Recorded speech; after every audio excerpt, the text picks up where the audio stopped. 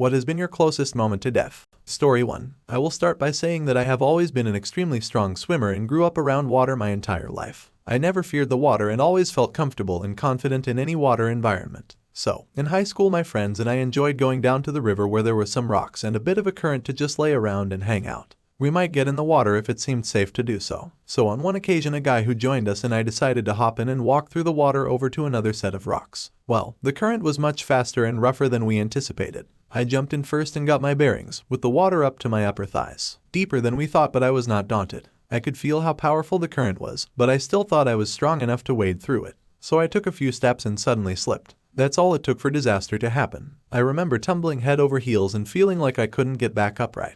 I was just shooting downriver and continuing to tumble. Out of nowhere I felt a hand grab my wrist. This guy I barely knew had grabbed onto me and was pulling as hard as he could. Finally my head made it up and out of the water and he grabbed my waist and dragged me onto a rock. He saved my life. It was probably a minute or less, but it felt like an eternity to me under that dark water. I was spitting out water and gasping for air. I was bloody from tumbling around and scraping on the rocks. I was shaking for so long from the experience, and he was so nice to me just playing it down. But in reality I was a dumbass and should have known better. I am much more aware of river currents and depth. No matter how great of a swimmer you are, you can still get bounced out of existence by even small rapids. Be careful. Story 2. It was February 26, 1993 and I was working in it for a Forks in the World Trade Center. I recall it was a Friday during Lent and I had absent-mindedly ordered the Philly cheesesteak. I said to myself, if there is a God, he'll forgive my stupidity of eating meat on a Friday. So I began to eat. And then what felt like a concentrated earthquake exploded in the parking lot basement, its wave causing the building to sway and a pulse to ride up the building. My first thought was we were hit by a plane. My mom had always told me a story of a WW2 bomber striking the Empire State Building, so that's why I thought plane. Nobody panicked. The PAW system worked and they said stay at your desks. But guys we worked with who had been on lunch break in the underground interconnected plaza called us and said someone bombed the PATH train. Things were still calm until someone opened a stairwell door and smoke came in. Then they panicked. We were on the 55th floor. Somewhere amongst whomever it was decided that we should go down the stairs. I was the only person with a flashlight. So I had everyone form a line behind me, each with their left hand on the left shoulder of the person in front of them. Then I held the flashlight high over my head so those in the back could see and led about 150 people down 55 flights of stairs, and it took approx 1 HR 15 min. That's the closest I've come to dying where someone tried to kill me, but it's not the closest. That's private. Story 3. A few weeks ago, there was a serious snowstorm followed immediately by warm weather. The next day, it was warm enough that the snow was melting. But enough snow had fallen that in some places it was sitting on roads in large, dense, wet piles. I was on my way to brunch, starting to move to the right lanes to take an exit.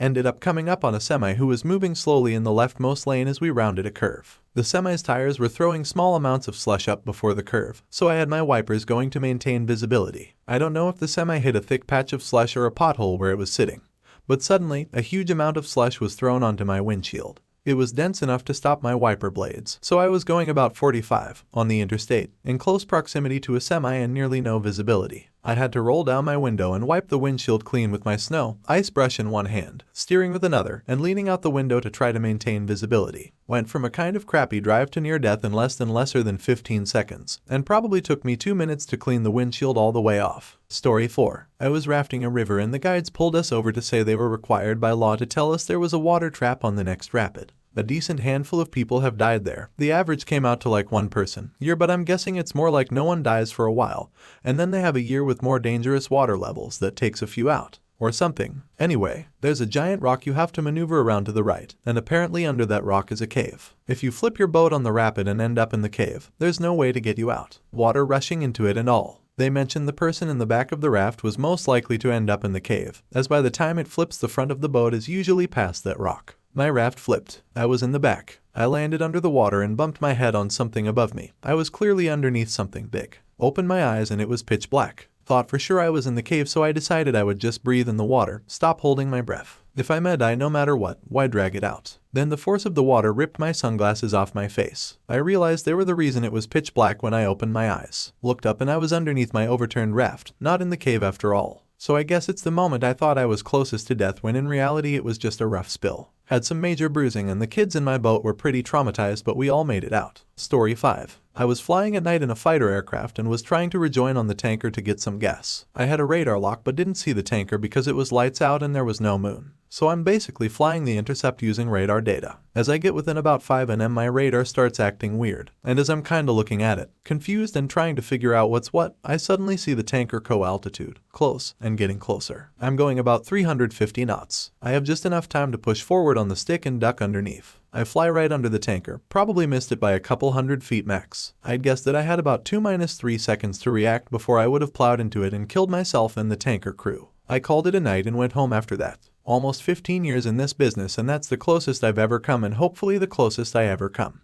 I made several big mistakes that night that went completely against my training, and it was a huge ego check for me. Story 6. My sister and I lived a state or two away from our hometown and had a few moments when driving back to visit. Once a semi-tire exploded in front of us and a giant piece of it hit the windshield going 75 miles per hour. It cracked the windshield and was the loudest thing I have ever experienced. My sister somehow was focused enough to hit the brakes and avoid the semi as it swerved a little and also braked. Pulled off at the next exit just to breathe for a second, but we were luckily close enough to home to feel comfortable driving the car the rest of the way and fixing it in town. There were numerous storms and blizzards, but it was never during those extreme events, just the normal ones, that some idiot would hydroplane or slide on a patch of blowing snow or black ice. I warned my sister that there was a slick spot just as a speeding car was passing us. She let off the gas, the speeder hit the slick spot, fishtailed, and then started rolling. Since she was already decelerating, she didn't slide, but the car next to us did, and they were so close to slamming into our car that I could see the pimples on the other driver's nose. 7 cars banged up, 2 deaths. We were in the middle of it and somehow drove away completely untouched. But it's the deer that make me think about death. So many variables there, so many ways to be unlucky. That and the time I was on a tiny plane that had to bank almost completely vertical in order to land against the wind on an icy runway. Smoothest landing ever. The one and only time I clapped when a plane landed. I think that pilot did stunts on the weekend for fun. Story 7. Hold on, let me take a dab before typing this. So it's 2009 and the movie District 9 just released. It was summer. I had just asked a girl out to see the movie a few days after the event I'm speaking about.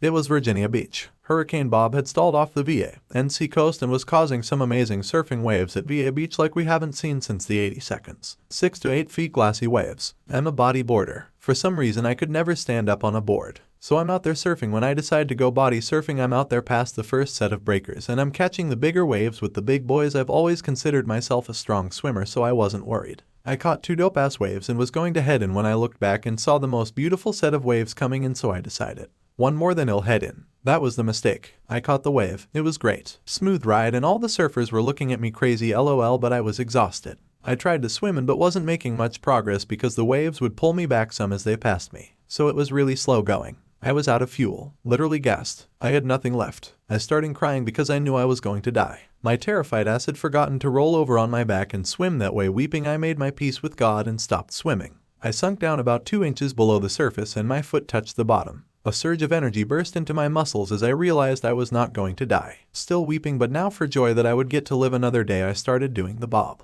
Hopping above water, taking a breath and going under again. Only a few times before I could walk with my head mostly above water. I dragged myself up the beach and collapsed on the sand, still bawling my soul out. And for some reason the thing that stands out to me after I saved myself was the 2 assholes laughing at me as they walked past me. That was the closest moment to death. Story 8. One day I woke up feeling like shit. I shrugged it off thinking I just had too many beers the night before. It was not too bad in the morning and the afternoon, but in the evening I got a strong stomachache and started throwing up non-stop. I called an ambulance, but the paramedics could not help much and took me to a hospital. Turned out I had a severe case of bowel obstruction and had to have a surgery right away. It was so bad that I nearly died in the process and spent the next few days in ICU being not sure if I was going to make it. Luckily, the surgeon did a fantastic job and I managed to fully recover later on. I never found out what caused this condition, and to this day it blows my mind how you can go from feeling absolutely fine to being on an operating table with a life-threatening condition within just 24 hours. Story 9. This one time I thought my friend, whomst I wanted to join, was operating the crop harvester during harvest. He told me he was waiting for me on the phone and the crop harvester stood still in that exact moment.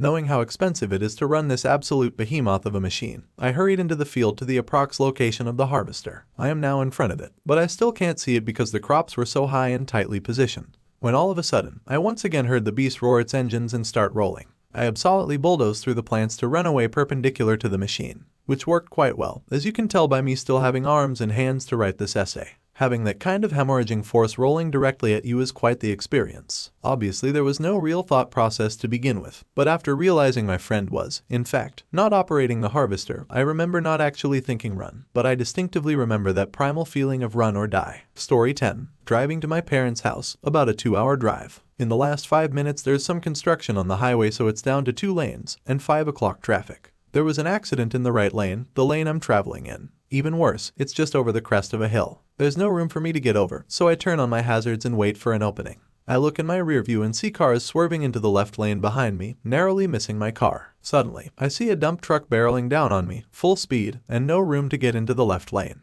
This guy took one for the team and swerves through the cones into the construction area, kicking up loads of dust and probably damaging his vehicle in the process. I was in a 1996 Camaro, so he would have decimated my vehicle and probably smashed my car into the car in front of me. It was an adrenaline-filled dick move that could have caused a pileup, but I proceeded to cut the cars behind me off and burn rubber around the accident.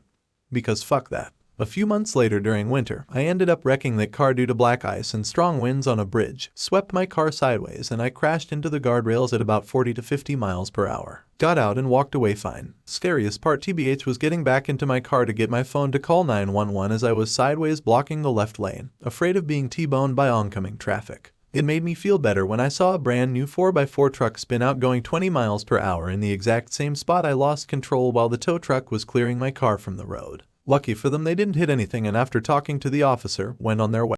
Please drop down your stories in the comments. I would love to make videos on them too. And also don't forget to like and subscribe.